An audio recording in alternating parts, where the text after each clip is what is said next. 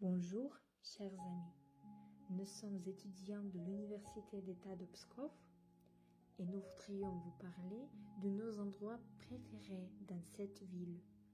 Bon visionnage. Je voudrais parler de la chapelle Saint-Olga qui se trouve au bord de la rivière Velikaya.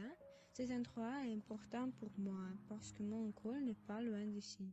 La chapelle est en pierre, c'est un monument du style classique avec une architecture très originale. C'est un bâtiment moderne parce que l'ancienne chapelle détruite au XXe siècle et seulement en 2000 la chapelle a été reconstruite et ouverte au public. Beaucoup de gens viennent ici après le mariage pour mettre un cadenas en signe d'amour long et fidèle. Et il y a aussi une excellente vue sur le Kremlin de Pskov. La cité de Dovmon est une extension fortifiée du Kremlin de Pskov, apparue dans son ensemble au milieu du XIIIe siècle. Au départ, la ville ne faisait pas partie de l'ensemble du Kremlin, mais était considérée comme sa rue distincte. Mais avec l'expansion de la colonie, elle a commencé à être considérée comme une partie urbaine à part entière.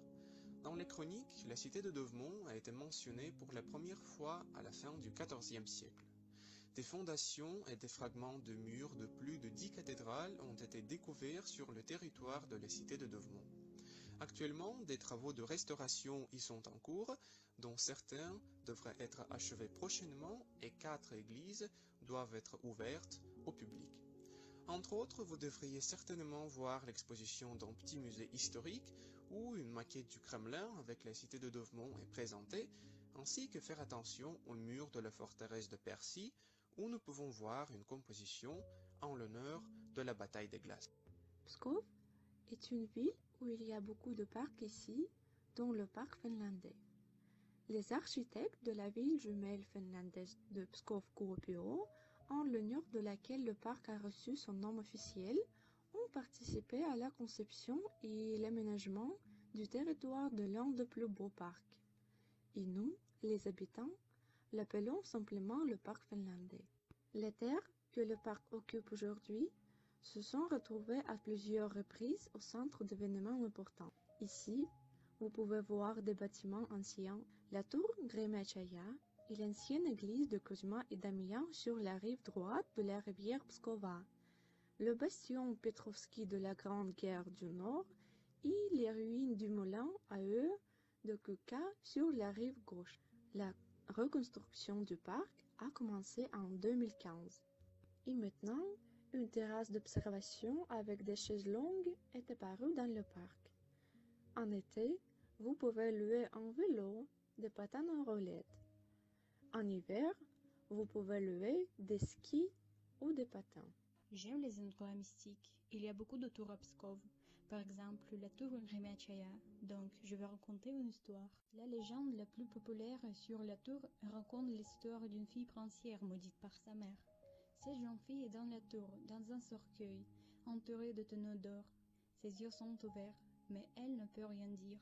La jeune fille attend qu'un jeune homme vienne la chercher exactement à minuit, qu'il récite la prière pendant 12 jours et nuits, qu'il expulse tous les mauvais esprits et qu'il l'épouse.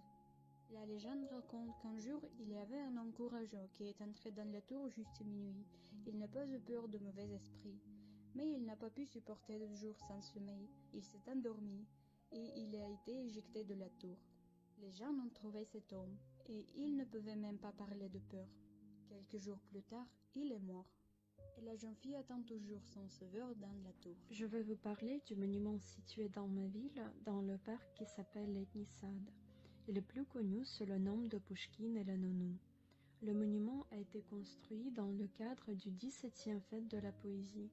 À côté du poète, nous voyons la Nounou, avec qui Pouchkine a passé des années en exil à Pskov. Cependant, il y a un autre nom donné à ce monument. Par exemple, l'un des noms officiels du monument, Pouchkine est la paysanne russe. Il est intéressant de noter que l'auteur du monument lui-même ne s'est pas opposé à un tel nom. Après tout, il n'y a pas de portrait exact de la nounou du poète. Dans les régions de Pskov, plus de 100 œuvres ont été créées par le poète. Parmi eux, donc, le 4e chapitre du roman Eugène Onegin, Boris Godunov et Tsegan.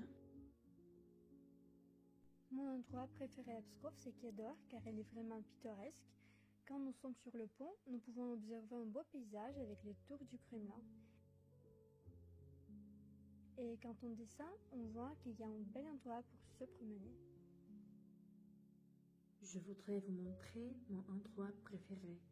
En 1993, un monument en l'honneur de la bataille du lac Peipo a été construit sur cette petite montagne. Le monument rend la montagne majestueuse et encore plus belle. Maintenant, cet endroit est populaire grâce aux vues spectaculaires sur la ville et le ciel. Il est particulièrement beau en août, quand on peut admirer les pluies de météorites. Cet endroit, magnifique et fantastique, me rend très heureuse. Merci beaucoup pour votre attention.